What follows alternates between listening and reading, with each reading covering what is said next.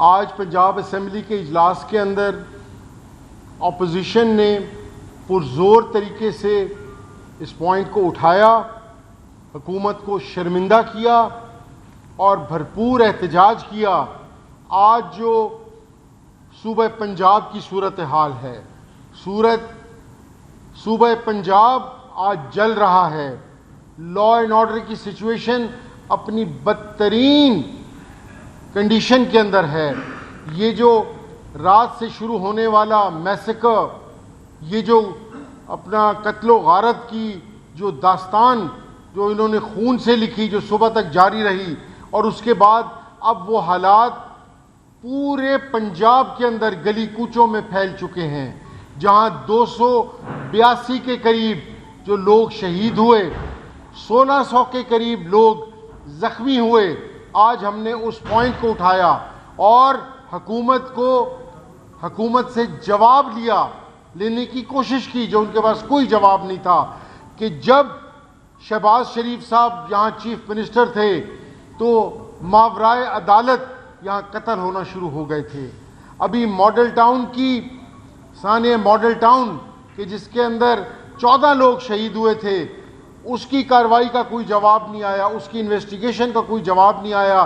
तो रात इन्होंने जो जुल्म व बर्बरियत की, उनकी भतीजी चीफ मिनिस्टर साहिबा ने जो लिखी दास्तान, उसका सवाल हमने उठाया असेंबली के अंदर। पुरजोर हम उनकी आवाज़ बने और हमने बड़ा साफ, बड़ा कैटेगोरिकली कहा कि हमारी चाहे उनसे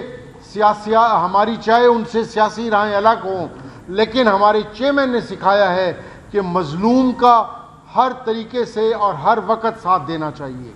हमने उनसे पूछा, उन्होंने हमें ये कहकर हमसे टाइम मांगा कि हमारे पास अभी रिपोर्ट पूरी नहीं हुई। हमने उनको बताया ये किस किस्म के आपकी गवर्नमेंट है कि जो रहीम यार खान से लेकर इस्लामाबाद तक तमाम पुलिस आपने यहाँ इकट्ठे करके ऑपरेशन किया। 1500 बंदों के लिए आपने 10,000 पुलिस वाले इकट्ठे किए। 1500 बंदों के लिए आपने 2 लाख के करीब आंसू गैस के शेल्स के राउंड फायर किए। आपने अनगिनत गोलियां बरसाई गईं। तो हम इनको बताने का मकसद ये था कि जो आपने 9 मई के बाद हमारे वर्कर्स के घरों में चार दीवारी को पामाल करते हुए आपने वर्कर्स के घरों के अंदर पुलिस घुसाई, आज वो पुलिस इस हद तक इख्तियार से आपके बाहर हो चुकी है। इख्तियार से क्या बाहर हुई है? वो आपकी आलाकार है, वो आपके हुक्म के ऊपर उसने कल रात को वहाँ पर जुल्म व फस्तायत की और जो खून से उसने नहला दिया। ये आपको बताएं कि ये चीज़ यहाँ नहीं रुकनी, ये पूरे पंजाब के अंदर फैल जाएगी। हर गली कूचे में जब 280 लाशें जाएंगी तब आप रिएक्शन देखिएगा। ये चाह क्या रहे हैं? जब तक मुल्क के अंदर सियासी इस्तेहकाम नहीं आएगा तब तक मुल्क के अंदर कभी भी सियासी अपना इस्तेहकाम नहीं आएगा, तब तक मुल्क के अंदर मुआशी जो है वो इस्तेहकाम नहीं आएगा। हम बार बार कहते रहे हैं, हम 2 साल से ऑलमोस्ट इनको कह रहे हैं, इनके कानों पर जूं तक नहीं रेंग रही। ये अपने ताकत के नशे के अंदर, ताकत के गरूर के अंदर इस हद तक वो घमंड के अंदर हैं कि इन्हें ना गरीब आवाम के घर का चूल्हा दिखाई दे रहा है, ना इन्हें मजलूम लोगों की लाशें दिखाई दे रही हैं। बारकैफ हमने आज एहतजाज भरपूर किया, अभी क्वेश्चन आवर है, हम इसके बाद जाकर दोबारा भरपूर एहतजाज करेंगे। कोई सवाल हो तो प्लीज़ मोस्ट वेलकम। ये बताइए कि जो तमाम रोड की सूरत आ गई है, रास्ते वगैरह बंद है, और जब आपने हुकूमत से चीज़ें नंबर्स वगैरह मांगे हैं तो क्या जवाब आगे? उन्होंने हमें कहा है जी हमारे पास कोई डिटेल रिपोर्ट नहीं है। हमने नंबर्स उनको बताए हैं कि रफली, अब हम खुद तो मतलब गवर्नमेंट तो नहीं है, हम तो कलेक्ट नहीं कर सकते नंबर्स, पर हमने कहा जो सोशल मीडिया पर चल रहा है वो 282 के करीब शोधा हैं और 1600 के करीब जख्मी हैं। 1900 उनके पास कुछ भी नहीं था। अपना वजीर जो हैं अपना पार्लिमानी अमूर एंड लॉ, उनके पास कोई जवाब नहीं था किसी चीज़ का।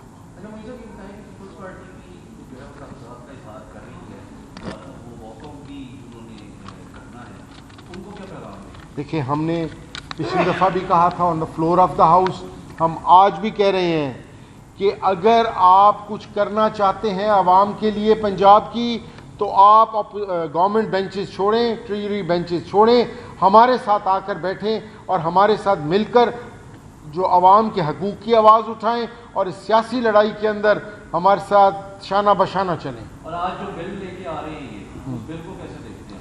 उस बिल का अलिफ से देखिए सर, जो बल्दियात होता है वो ग्रास रूट लेवल के ऊपर लोगों को, अपने नुमाइंदों को एम्पावर करना। इन्होंने पहली तो नंबर 2 ये कही कि जो पहला फेज़ ऑफ इलेक्शंस है वो गैर जमाती, उसके बाद जो बन जाए through deputy commissioners, through DPOs, through SHOs, ये अपनी जमात में शामिल करा लें। हमने इस पर इसके ऊपर सख्त हमने रद्द अमल दिया, नंबर 1। नंबर 2, उन्होंने डिस्ट्रिक्ट ख़त्म करके तहसील और टाउन्स बना दिए और उनके ऊपर डिप्टी कमिश्नर को बना दिया गया। ये हमें किसी सूरत ना हमें मंजूर है ना पंजाब की आवाम को मंजूर है। ये बताइएगा कि हमने 37 अमेंडमेंट्स दी हुई हैं। KPK में जो इस वक्त आपके नए नामजद करदा जो वज़ीर-ए-आला थे सोहेल साहब, उनको वोट भी मिल गए, प्रेजेंट कर दिए क्वेश्चन इस हवाले से क्या कहेंगे? KPK में इस वक्त एक पुराना कह लेंगे वज़ीर-ए-आला की तब्दीली हुई है, इसको आप कैसे देखें? देखें, बात यह है वहाँ पर वाज़े मेजॉरिटी है, 92 वर्सेस 53। 92 हमारे मेंबर्स हैं, 53 अपोजिशन के मेंबर्स हैं। वहाँ पर अगर ये धौंस से अपना हॉर्स ट्रेडिंग की उसके अंदर पड़ते हुए ये मेंबर्स को चेंज करने की कोशिश करेंगे, तो खुदारा ये ना भूलें कि बांग्लादेश की तारीख से कुछ सबक सीख लें। आप एक हद तक किसी को दबा सकते हैं, आप एक हद तक जो है अपना पानी का रास्ता मोड़ सकते हैं। ये ना करें इस तरह। जिसका मैंडेट उसको हक दिया जाए, और ये पार्टी का हक और ये पार्टी PTI का हक है। चेयरमैन इमरान खान साहब का राइट है कि जिसको मर्जी वो नॉमिनेट करें। कभी जब तक वो वज़ीर थे सुहेल आफरीदी साहब, तब तक इनके लिए हर चीज़ अच्छा था। आज जब उनको चीफ मिनिस्टर का कैंडिडेट बनाया इमरान खान साहब ने, ये उसमें नुक्स निकालने लग गए। ये हकीकत मानों में ये है कि इनके दिन गिने जा चुके हैं और अब ये इनको समझ नहीं आ रही। ये जो लाहौर का वाक़या है उसकी जीती जागती मिसाल है कि ये अपने होशो हवास खो बैठे हैं। गवर्नर KPK ने जो ऑब्जेक्शन लगाया है इस्तीफे पर, उन्होंने कहा कि जो कंपोज होकर इस्तीफा आया उस पर साइन और जो हाथ से लिखकर भेजा उस पर साइन में फर्क है। जबकि मौजूद पहले कह रहे थे कि जो कंपोज डिजाइन आया है वो एक्सेप्ट ही नहीं हम करते, ना वो होता है, हाथ से लिखा जाता है। अब एक्सेप्ट भी कर लिया और कह रहे हैं दो